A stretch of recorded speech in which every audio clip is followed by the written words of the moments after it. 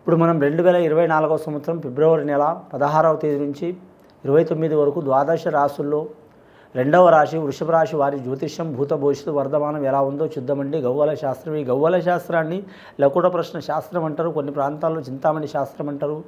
గవ్వలు వృషభ రాశి వారి పేరు మీద గవ్వలేసి వాటిని లెక్కబెట్టి వారి జ్యోతిష్య బలం ఎలా ఉందో, ఈ పక్షం రోజులు 15 రోజులు వారి జ్యోతిష్య బలం భూత భవిష్యత్తు వర్ధమానం శుభయోగం అశుభయోగం ఎలా ఉందో చూద్దామండి.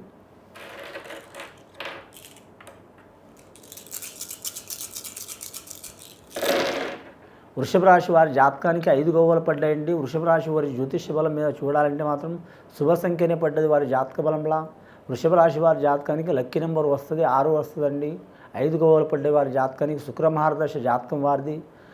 నక్షత్రాధిపతి కూడా శుక్రుడు ఉంటాడు, రాష్ట్రాధిపతి కూడా శుక్రుడు ఉంటారు.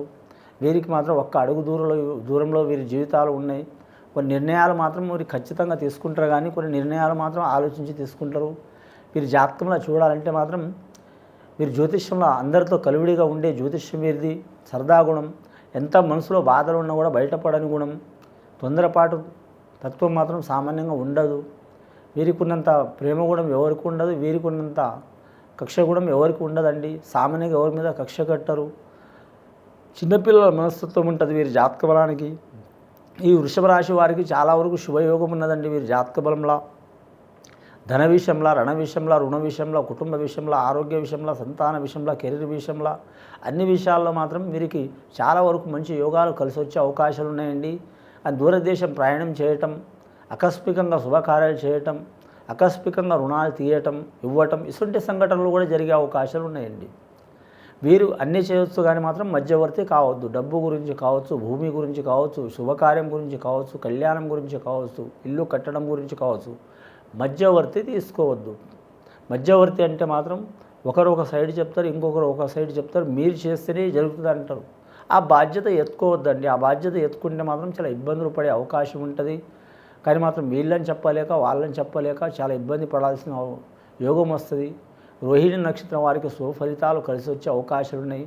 భరణి నక్షత్రం వారికి లాభయోగాలు కూడా కలిసి వచ్చే అవకాశాలు ఉన్నాయి. ముఖ్యంగా వృషభ రాశి వారి జాతకంలో చూడాలంటే మాత్రం, వీరు జ్యోతిష్య బలంలో చూడాలంటే మాత్రం ఖచ్చితంగా మాత్రం దత్తాత్రేయుడు పూజ చేయటం లేదా రాఘవేంద్ర స్వామికి పూజ చేయటం చాలా వరకు శుభయోగం ఉంటుంది. అలాగే అష్టలక్ష్మి పూజ చేయటం చాలా మంచిదండి. అష్టలక్ష్మి అంటే 8 లక్ష్మి కలిపి శుక్రవారం 8 వారాలు పూజ చేయటం చాలా వరకు శుభయోగం ఉంటుందండి. వీరి జాతక బలానికి స్త్రీలకు అద్భుతమైన ఫలితం ఉంటుంది. వివాహం కాని వారికి వివాహం జరిగే అవకాశాలు ఉన్నాయి. వివాహ సంబంధాలు దగ్గరకు వచ్చి దూరమైన వారికి తప్పకుండా దగ్గరకు వచ్చే అవకాశాలు ఉన్నాయి. వివాహం ఇష్ట ప్రకారం చేసుకోవాలనుకునే వారు కూడా కలిసి వచ్చే అవకాశం ఉంది. కాకపోతే కొన్ని ఆటంకాలు అయితే తప్పవు. దగ్గర వాళ్ళ నుంచి ఇబ్బందులు వస్తాయి. కొన్ని సంబంధాలు నచ్చుతాయి, కొన్ని సంబంధాలు నచ్చవు. అలాగే ప్రేమ విషయంలో దూరమైన వారు దగ్గరయ్యే అవకాశం ఉంది. అలాగే వివాహ విషయంలో భార్యాభర్తలు మాత్రం అభిప్రాయ భేదాలు ఉన్నవారు దగ్గరయ్యే అవకాశం ఉన్నదండి. చాలా వరకు మాత్రం శుభయోగం ఉంది. వీరి జాతకానికి చూడాలంటే మాత్రం ముఖ్యంగా మాత్రం మంగళాకారకుడు అంటే కుజగ్రహం బాగలేదు. వీరి జాతకానికి చాలా జాగ్రత్త ఉండాలి. రాహు కుజగ్రహం మంచి లేదు. అందువలన వీరికి అయ్యే పనులు ఏవైనా సరే మాత్రం వీరి పేరు ఎంత గొప్పగా ఉంటుందో అన్ని ఇబ్బందులు వచ్చే అవకాశాలు ఉన్నాయి. జాగ్రత్తగా తీసుకోవాలండి. రెండవసారి గవ్వలేసి చూద్దాం వృషభ రాశి వారి పేరు మీద.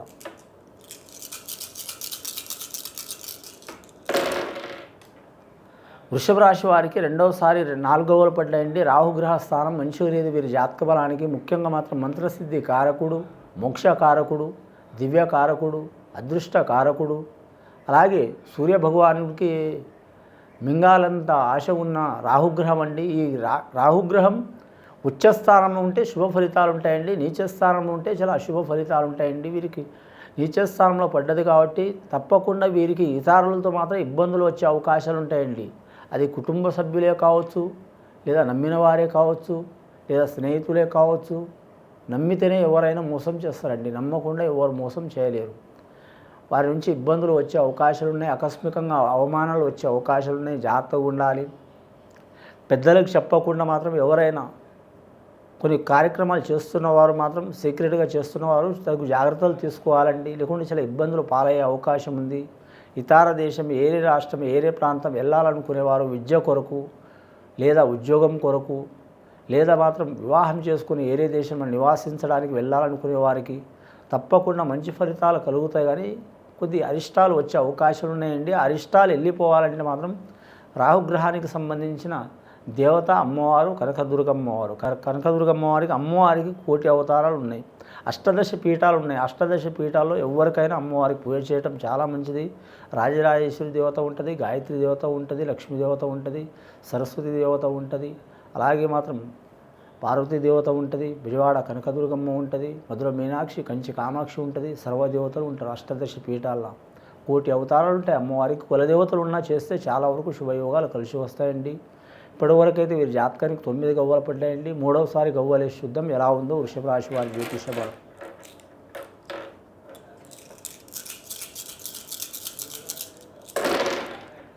మూడవసారి వేసినా ఇంకా 4 గవ్వలు పడ్డాయండి. వీరి జాతకానికి చూడాలంటే ఈ పక్షం 15 రోజులు 16వ తేదీ నుంచి 29వ తేదీ వరకు మాత్రం వీరికి చాలా వరకు 35% శుభయోగం ఉందండి. 65% అశుభయోగాలు ఉన్నాయి. చాలా జాగ్రత్తలు పాటించాలి.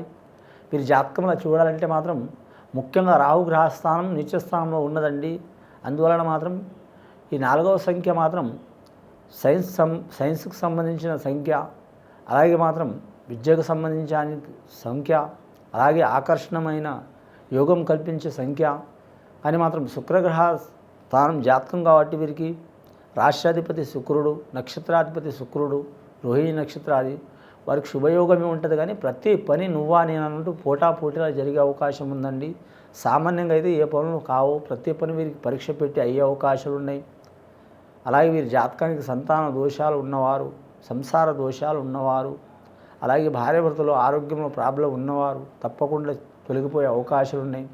కుటుంబ తగాదాలు ఉన్నవారు, ధనం చిక్కులు ఉన్నవారు, అలాగే మాత్రం గవర్నమెంట్ ఉద్యోగం ప్రయత్నం చేస్తున్నవారు, వారికి లేటుగా అయినా సరే మాత్రం మంచి యోగబలం కలిసి వస్తుంది. అలాగే వ్యాపారం చేసే వారికి మాత్రం అంతగా అనుకూలం ఉండదు. జాగ్రత్తగా ఉండాలండి. వారు ఏ వ్యాపారం చేసినా, ధనధాన్య వ్యాపారం చేసినా, అలాగే మోటార్ ఫీల్డ్ అయినా సరే, ఆయిల్ రంగం వ్యాపారం చేసినా, స్టీల్ రంగం వ్యాపారం చేసినా, సిమెంట్ రంగం వ్యాపారం చేసినా, అలాగే వీరి జ్యోతిష బలంలో చూడాలంటే వస్త్ర వ్యాపారం చేసినా, గృహానికి సంబంధించిన అలంకరణకు సంబంధించిన వ్యాపారాలు చేసిన, పుష్ప వ్యాపారాలు చేసిన, పండ్ల వ్యాపారాలు చేసిన, అలాగే వీరి జ్యోతిష్యంలో మాత్రం కొన్ని ఇబ్బందులు ఉంటాయి. జాగ్రత్తగా ఉండాలి. అన్నదానం చేయటం చాలా మంచిది వీరి పేరు మీద.